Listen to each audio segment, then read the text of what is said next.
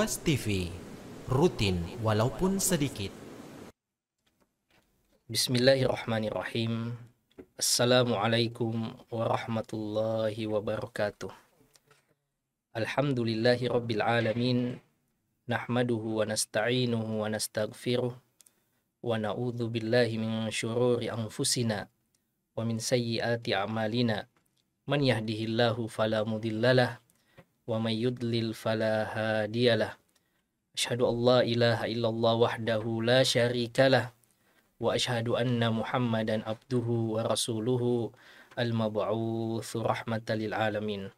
Allahumma iftah lana qulubana wa alhimna rushdana wahdina siratakal mustaqim.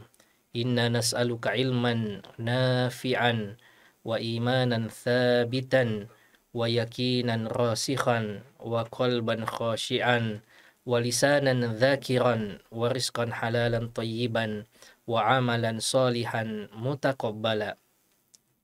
Pemirsa Ruas TV yang dimuliakan Allah Subhanahu wa taala, senantiasa kita memperbaharui syukur kita kepada Allah Subhanahu wa taala atas karunia kesehatan, umur yang Allah masih berikan kepada kita, juga taufik dan inayahnya sehingga kita dimudahkan untuk melaksanakan ketaatan-ketaatan dalam rangka mencari ridho Allah Subhanahu wa taala. Mudah-mudahan ibadah kita diberikan inayah pertolongan oleh Allah Subhanahu wa taala sekaligus diterima dengan baik di sisinya. Pemirsa yang dimuliakan Allah Subhanahu wa taala, ada satu hal yang sangat dikhawatirkan oleh Rasulullah sallallahu alaihi wasallam atas umatnya. Melebihi kekhawatiran beliau akan fitnah Dajjal. Beliau lebih takut masalah ini, penyakit ini menimpa umatnya dari kekhawatiran beliau fitnah Dajjal akan menerpa umat ini.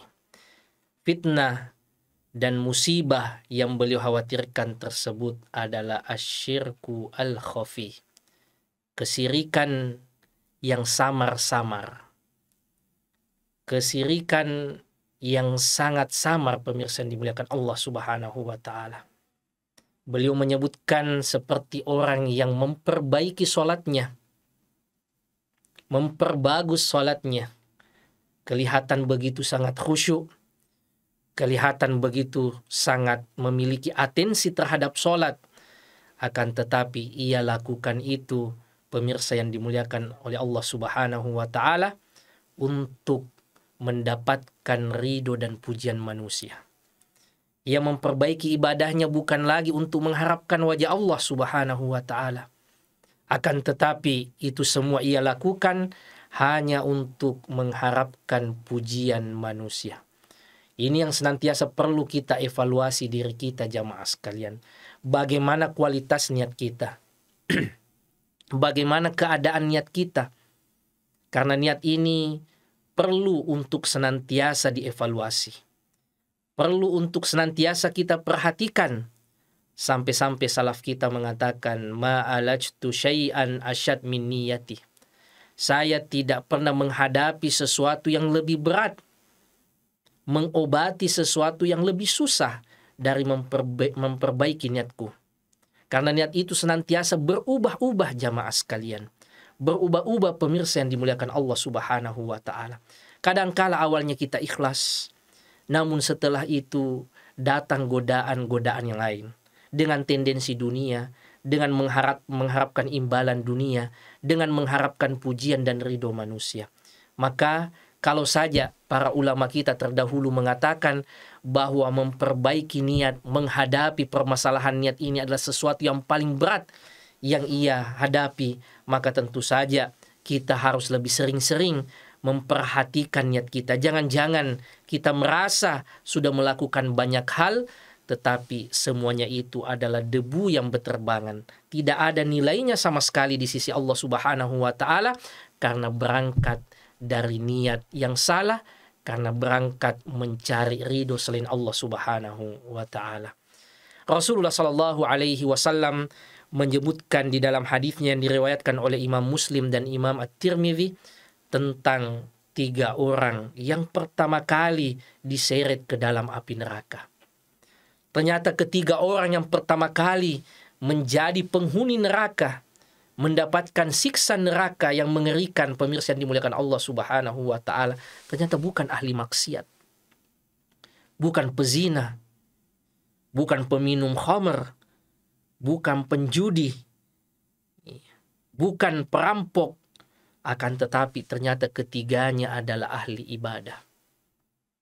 Yang pertama, pemirsa yang dimuliakan Allah Subhanahu wa taala, adalah alimun wa qari'ul Quran. Seorang alim, orang yang memiliki ilmu agama yang banyak, wa qari'ul Quran, dan orang yang terkenal akan bacaan Qur'annya.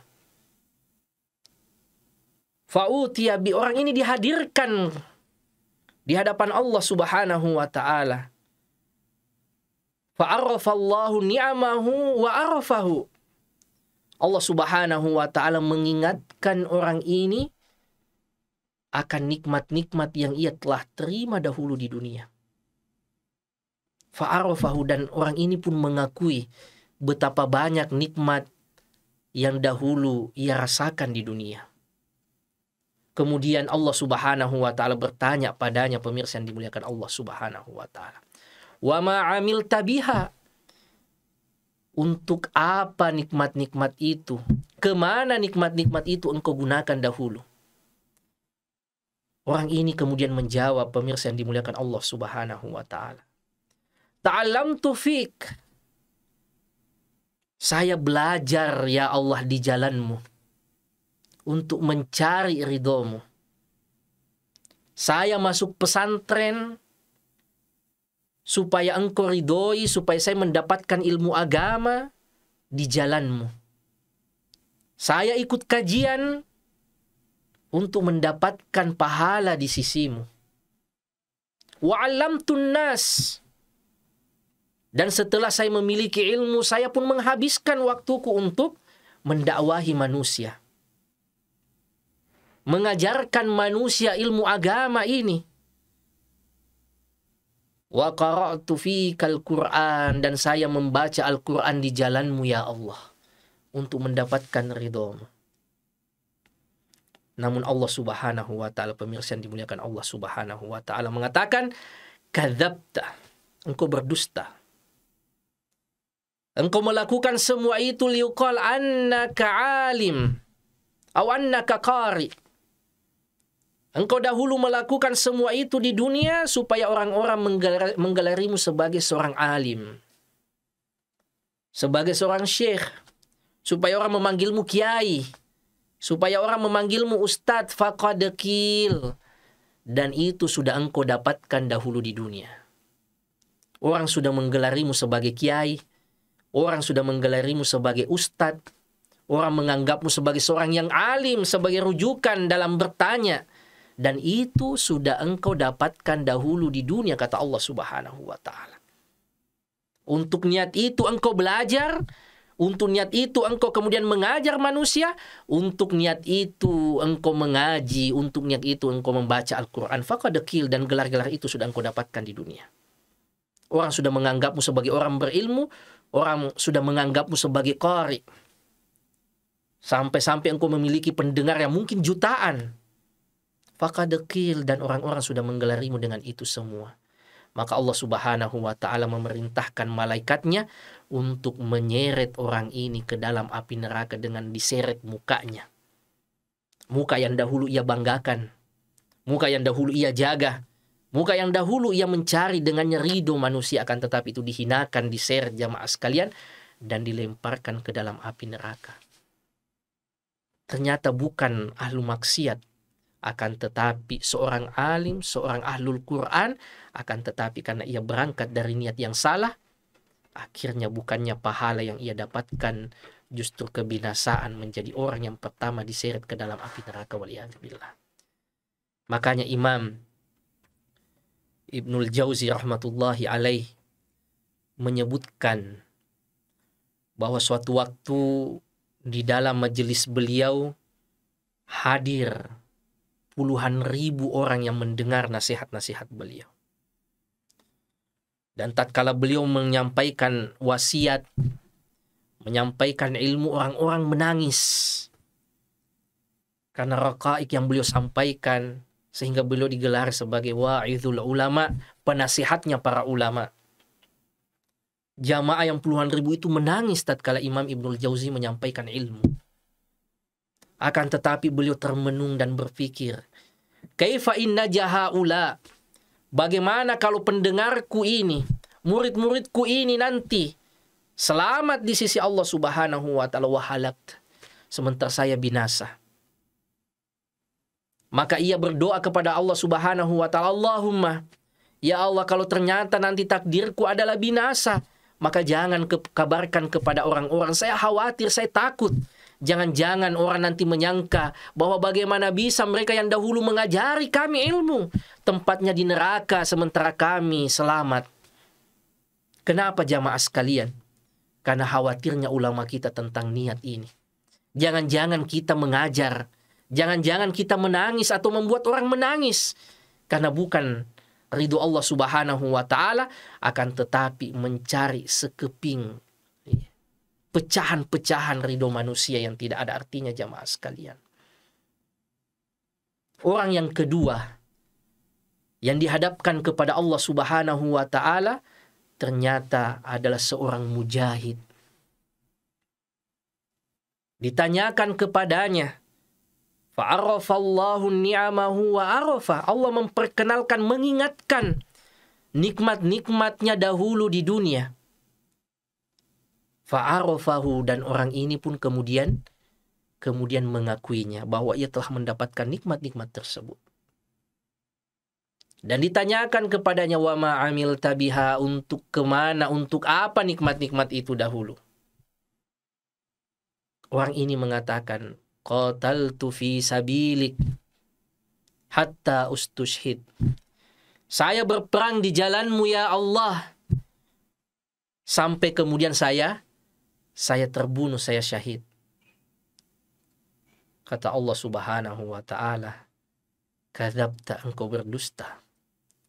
Engkau berperang supaya orang-orang menggelarimu sebagai seorang jagoan, sebagai seorang yang syahid, sebagai seorang yang disegani, faqad qil, dan gelar itu sudah engkau dapatkan dahulu di dunia. Orang-orang menceritakan tentangmu, orang-orang menggelarimu sebagai pahlawan, orang-orang menggelarimu sebagai seorang jagoan, seorang yang syahid. Jihad, pemirsa yang dimuliakan Allah Subhanahu wa taala. Orang yang mengorbankan jiwanya, nyawanya, harta paling berharga yang ia miliki, ia korbankan, akan tetapi karena berangkat dari niat yang salah, justru menjadi kebinasaan. Menjadi petaka yang tempat kembalinya adalah nerakanya Allah Subhanahu wa taala. Orang yang ketiga dihadapkan kepada Allah Subhanahu wa taala. Dan orang yang ketiga ini ternyata bukan sembarang orang, tetapi jawad. Orang yang sangat dermawan, orang kaya raya yang sangat dermawan. Fa'arafallahu ni'amahu wa arafah. Allah memperkenalkan nikmatnya, mengingatkan nikmatnya dahulu di dunia. Dan orang ini pun mengingat dan mengakui nikmat-nikmat tersebut. Dan Allah lagi-lagi bertanya, wa ma amilta biha, apa yang engkau lakukan dengan nikmat-nikmat itu? Orang ini mengatakan, tidak ada satupun pintu-pintu kebaikan kecuali saya berinfak di situ ya Allah. Pondok pesantren mungkin ia yang bangun. Janda-janda dan anak yatim piatu ia santuni. Panti-panti asuhan mungkin ia suplai. Pondok-pondok tahfidzul Quran ia mungkin juga berpartisipasi.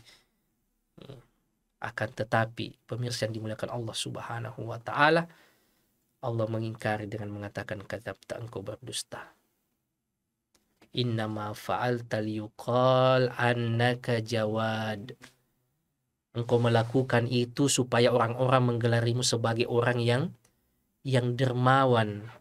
faqad qil, dan gelar itu sudah engkau dapatkan dahulu di dunia. Maka orang ini pun diseret ke neraka. 3 ibadah yang sangat mulia, pemirsa yang dimuliakan Allah Subhanahu wa taala. Menuntut ilmu, bahkan mengajarkan ilmu, menjadi seorang alim, meninggal di jalan Allah saat berperang fi sabilillah, menghabiskan harta untuk berinfak, untuk kegiatan sosial, akan ternyata tempat kembalinya bukannya surganya Allah Subhanahu wa taala, akan tetapi ke nerakanya, waliyadzubillah. Semuanya gara-gara permasalahan niat yang tidak benar. Makanya di dalam hadis qudsi Allah Subhanahu wa taala berfirman, "Ana agna syuraka." Saya tidak butuh terhadap sekutu-sekutu. Dan barang siapa yang mengikutkan selain Allah Subhanahu wa taala di dalam hatinya, taraktuhu ma'asyirki. Saya akan tinggalkan ia, kata Allah, bersama dengan siapa yang ia ikutkan dalam ibadahnya tersebut. Kalau kita selama ini ibadah, ada juga niat kepada Allah, tetapi mau juga dipuji oleh manusia, maka Allah akan meninggalkan kita pada pujian-pujian manusia. Allah akan memerintahkan kepada kita untuk meminta pahala kepada manusia itu, meminta pertolongan kepada manusia itu kelak, yang tentu saja mereka tidak akan mampu, jamaah sekalian. Kita tidak memiliki daya apa-apa di saat tidak ada lagi pertolongan kecuali pertolongan Allah Subhanahu wa taala. Maka mari senantiasa kita jaga niat kita, kita perbaiki niat kita. Ibadah yang kita lakukan, puasa yang kita lakukan, sholat yang kita lakukan, jangan-jangan justru merupakan jalan kebinasaan kalau ia tidak berangkat dari niat yang ikhlas. Makanya ulama kita menyebutkan di dalam hadis yang selalu dan biasanya diletakkan oleh ulama kita di dalam kitab-kitab mereka sebagai pembuka, sebagai hadis yang pertama, innamal a'malu binniyat wa innama likulli imri'in ma nawa. Sesungguhnya amalan itu tergantung niatnya, dan seseorang akan mendapatkan apa yang ia niatkan. Faman kanat hijratuhu ilallahi wa rasulihi fahijratuhu ilallahi wa rasulih. Siapa yang berhijrah betul-betul karena Allah Subhanahu wa taala dan karena Rasulnya, maka ia mendapatkan itu. Mendapatkan hasil dari apa yang ia niatkan itu. Wa man kanat hijratuhu lidunya yusibuha aw imra'atin yankihuha fa hijratuhu ila ma hajara ilaih. Akan tetapi barang siapa yang berhijrah untuk mendapatkan dunia atau mendapatkan simpati dan cinta dari wanita untuk ia nikahi, maka ia pun mendapatkan itu. Maka hadis ini, pemirsa yang dimuliakan Allah Subhanahu wa taala, selalu atau biasanya diletakkan oleh ulama kita di pembukaan kitab-kitab mereka untuk senantiasa mengingatkan akan pentingnya ikhlas, pentingnya menjaga niat kita. Jangan-jangan puasa kita, sholat kita di masjid, sholat subuh kita untuk mendapatkan simpati manusia. Atau kata Rasul, awim ra'atin yang kiwa, atau karena ingin menikahi wanita supaya dapat cinta mereka, supaya digelar sebagai orang soleh, maka rajin berjamaah ke masjid, rajin sholat tarawih di masjid, bahkan mungkin ikut puasa, ikut buka puasa di masjid. Karena ternyata bukan tujuan karena Allah Subhanahu wa taala, akan tetapi mendapatkan cinta manusia, mendapatkan ridho manusia. Maka ini yang senantiasa perlu untuk kita evaluasi niat kita. Karena niat ini dampaknya sangat besar sekali. Sebagaimana kata salaf kita, berapa banyak amalan yang kecil menjadi besar karena niatnya yang ikhlas. Dan berapa banyak amalan besar menjadi kecil, bahkan hilang dan menjadi dosa karena niat yang salah, pemirsa yang dimuliakan Allah Subhanahu wa taala. Dahulu di masa perang Tabuk, sahabat Rasulullah ada yang berinfak hanya dengan 1 genggam kurma. ditertawai oleh orang-orang. Akan tetapi kata Rasulullah, tasubbu ashabi, jangan engkau hina sahabatku. Sekiranya pun kalian berinfak dengan emas sebesar gunung Uhud, ma balagha mudda ahadihim wala nasifa, tidak sama infak mereka dengan satu genggam kurma, bahkan setengahnya pun tidak sampai. Karena kenapa pemirsa yang dimuliakan Allah Subhanahu wa taala? Karena keikhlasannya. Karena ketulusannya. Mungkin nilainya sedikit di mata manusia, akan tetapi itu yang paling ikhlas, itu yang paling tulus. Maka kata Rasulullah, itu lebih berbobot, itu lebih berkualitas daripada infak kalian dari emas meskipun sebesar gunung Uhud. Maka mudah-mudahan ibadah-ibadah yang kita lakukan selalu diawali dengan muhasabah, selalu diawali dengan niat yang ikhlas, di awal, di tengah, dan di akhirnya. Karena lagi-lagi menghadapi, memperbaiki niat ini adalah sesuatu yang berat, karena ia berubah-ubah pemirsa yang dimuliakan Allah Subhanahu wa ta'ala. Mudah-mudahan ada manfaatnya, dan mudah-mudahan Allah Subhanahu wa ta'ala memanggil kita dengan keadaan terbaik kita. Wa sallallahu ala nabiyyina Muhammad wa ala alihi wa sahbihi wa sallam, wa akhiru da'wana anil hamdulillahi rabbil alamin. Wassalamu alaikum warahmatullahi wabarakatuh.